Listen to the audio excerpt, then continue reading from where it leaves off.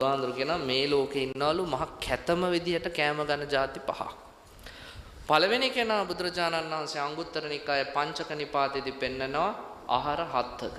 ආහාර හත්තක කියන්නේ කාලා බඩවල් පිරුණාට පස්සේ මිනිහට ඉඳගත්ත තැනින් නැගිට ගන්න බෑ. ළඟින් යන මිනිස්සුන්ට කියනවා අත පොඩ්ඩක් දීපංකෝ කියලා. අන්න ආහාර හත්තක.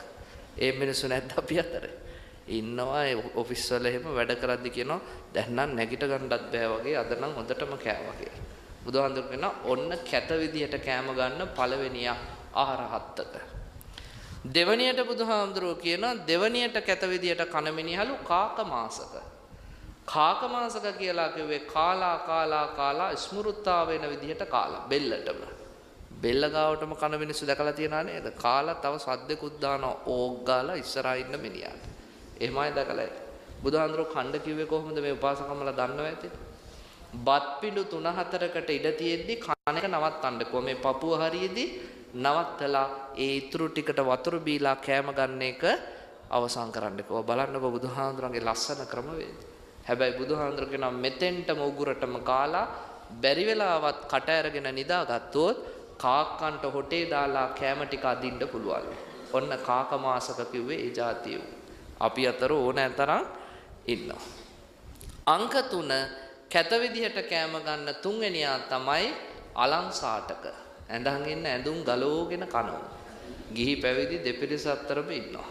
සමහර හාමුදුරුවෝ දානවල දෙනවා සිවුරු වැටිලා. එහා පැත්තේ කෙනා කියන්න ඕනේ තට්ටු කරලා ඕක උස්ස ගන්න කියලා. එතකොට තමයි උස්ස ගන්න.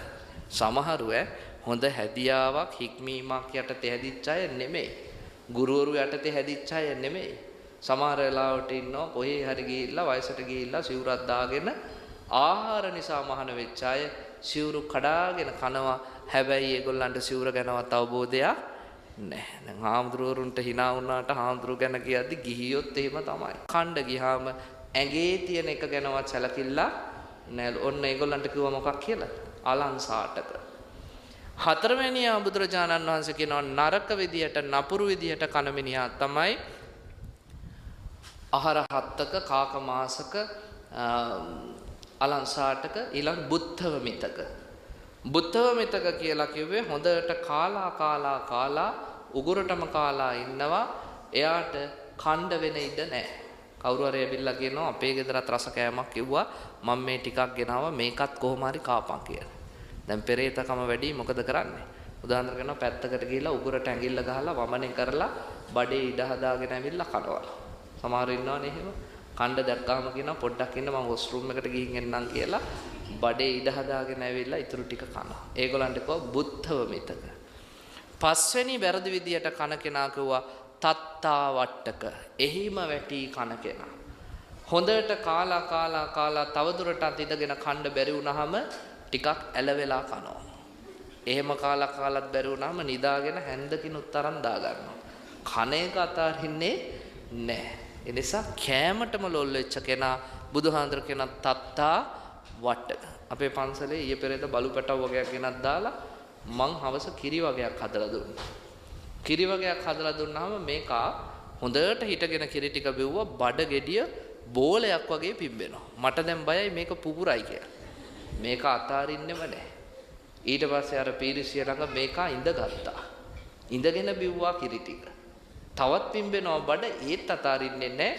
අන්තිමට බිම පෙරලිලා නිදාගෙන දිව ගාගෙන අර පිඟානෙන් ඉතුරු ටිකත් බොනවා. මං කල්පනා කරා බුදුහාඳුරුගේ තත්තා වට්ටකේ සත්තු අතරත් ඉන්නෝ මිනිස්සු අතරත් එහෙමම තමයි. ඒ නිසා හොඳට කල්පනා කරන්න මේ විදිහට අනිසි විදිහට ආහාර ගන්නවා නම් පෙරේතකම් කරනවා නම් ඒ මිනිසුන්ට නිවන් දකින්නවා තියා නිවන් මාර්ගයක්වත් පසක් වෙන්නේ නෑ. කෝ බුදුහාඳුරුගෝ අනුරුද්ධ හාඳුරන්ට කණ්ඩ හොයන්න ආය 아무තු අමාරුවක් නෑ. උන්වහන්සේ ආහාරය පිළිබඳව ඇල්ම දුරු කරපු කෙනෙක්.